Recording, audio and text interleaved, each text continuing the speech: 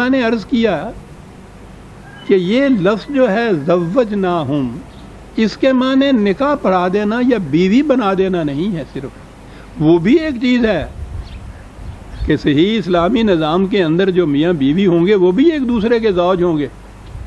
تو میں نے کہا ہوا ہے نا کہ ہمارے ہاں تو یہاں بھی آتے ہیں تو وہ تو زوجہ ہوتی ہے، تو میاں زوج ہوتا ہی نہیں. وہ زوج اس کو بنا دیں، اگر لفظ بھی استعمال کریں تو برابری ہو گئی نا، تو برابری. اللہ اکبر. زوجناہم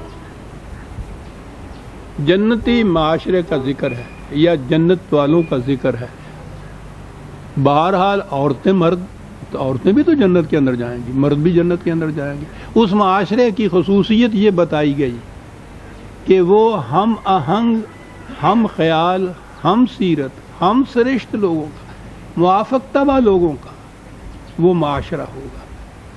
ان کو ایک دوسرے کے ساتھ ملایا جائے گا. یہ ساتھ ملانے کا بعد یہ کیا ہوگی؟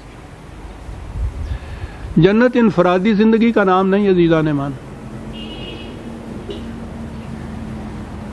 انفرادی زندگی کا تصور تو ہمارے ہاں تصوف نے دیا، جو ہم نے دوسروں سے مانگ کر لیا. ایک گوشے میں بیٹھے ہوئے ہیں اور وہ ورد وظائف میں، ریاضتوں میں، مراقبوں میں لو لگائے ہوئے ہیں، اور وہ اس سے کہو کہ آپ کو جو کچھ حاصل ہوا ہے، وہ کہتے ہیں کہ کیا بتائیں کیا کچھ ہمیں حاصل ہو گیا. ہم تو روز جنت کو اپنے سامنے دیکھتے ہیں، اور جنت تو کچھ مقام ہی نہیں ہوتا، ہم اس سے بہت آگے ہوتے ہیں. وہ تو اللہ میاں کے حضور روز ہوتے ہیں وہاں. ان سے کہا کہ صاحب ہمیں بھی کچھ دکھا دیجئے، کچھ تھوڑا سا ہی اس کا سرور. ذوق میں نہ شناسی با خدا تا نہ چشی. شراب کا نشہ تو اسی کو معلوم ہوتا ہے جو وہ پیے خود.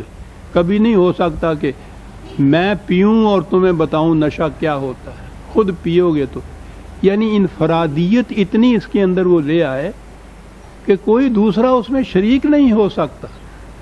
یہ قرآن کے تصور زندگی کے خلاف ہے. وہ انفرادی زندگی کو تسلیم ہی نہیں کرتا، وہ معاشرتی زندگی تسلیم کرتا ہے، وہ امت بناتا ہے. اچھا جی،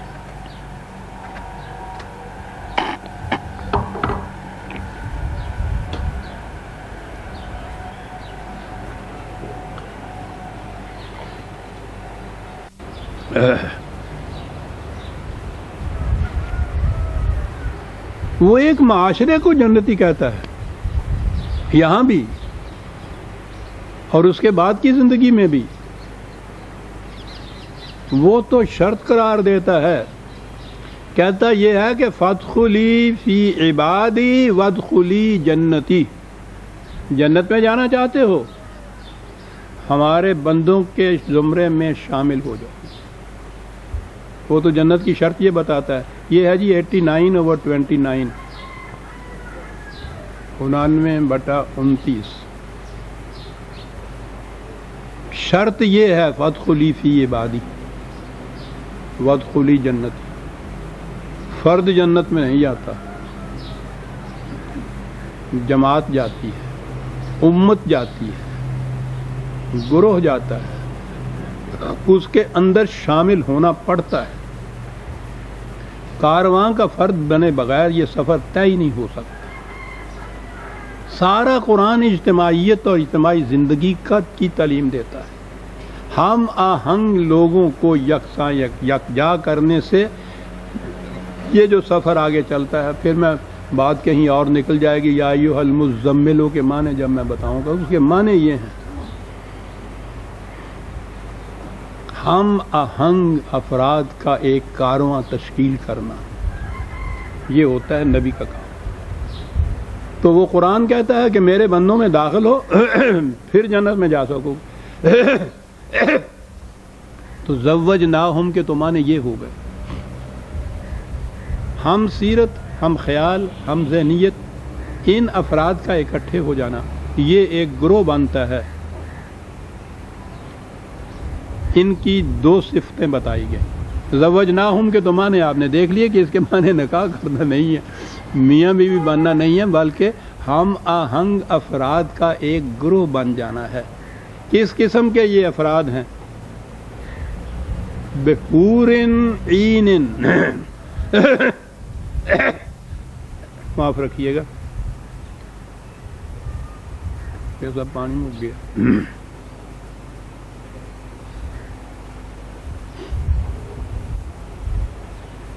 وہ اس قدر پختگی سے ہمارے ذہنوں کے اندر اس حور کا تصور آیا ہوا ہے کہ بس یہ لفظ سامنے آیا اور وہاں کی وہ عورتیں جنت کی وہ آئیں. رکھ دیجیے،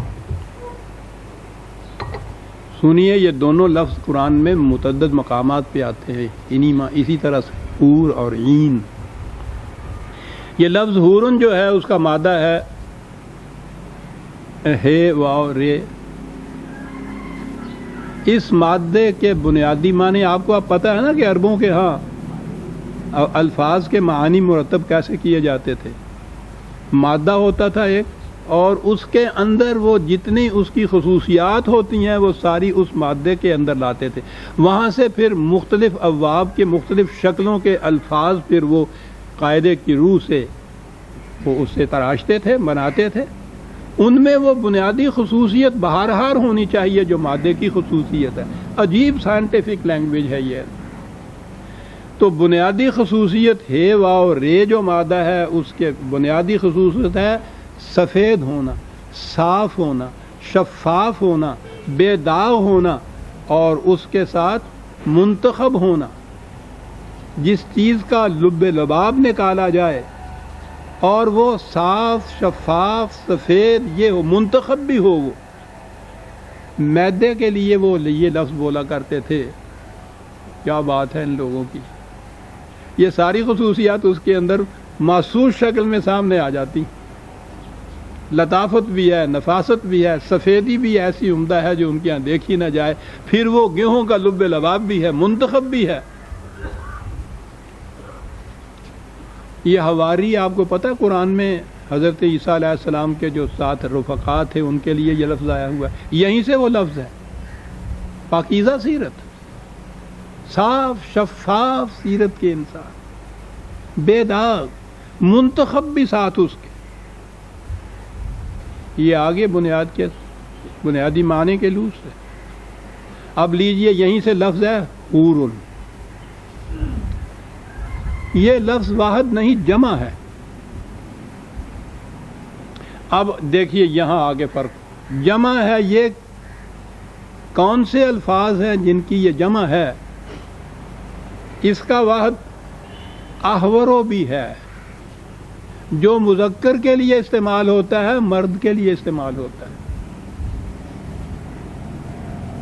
اور اس کا واحد حوراؤ بھی ہے جو مؤنث کے لیے استعمال ہوتا ہے. تو حورن کے معنی ہوئے پاکیزہ سیرت، پاک فطرت، شفاف کردار کے منتخب افراد، عورتیں مرد دونوں.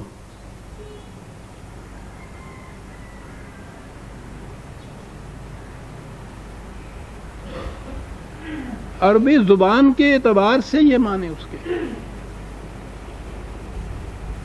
اب زوجناہم کی بات بھی سمجھ میں آ گئی. ایک ایسا معاشرہ، ایک ایسی امت، ایسی گروہ، ایسی جماعت جنت کی، مرد عورت دونوں پر مشتمل، اور دونوں کی خصوصیت یہ کہ صاف شفاف بلور جیسی، سفید میدے جیسی منتخب خصوصیات کی حامل افراد کی جماعت جو عورتوں اور مردوں دونوں پر مشتمل ہے.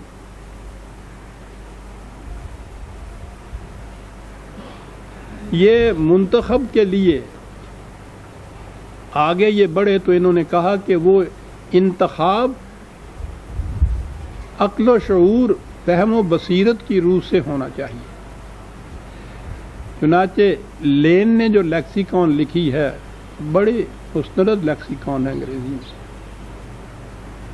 اس نے اس کے حورن کے معنی لکھے ہیں پیور اینڈ کلین انٹلیکٹ.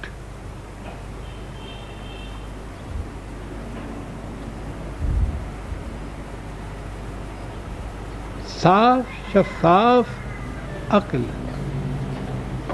پاکیزہ عقل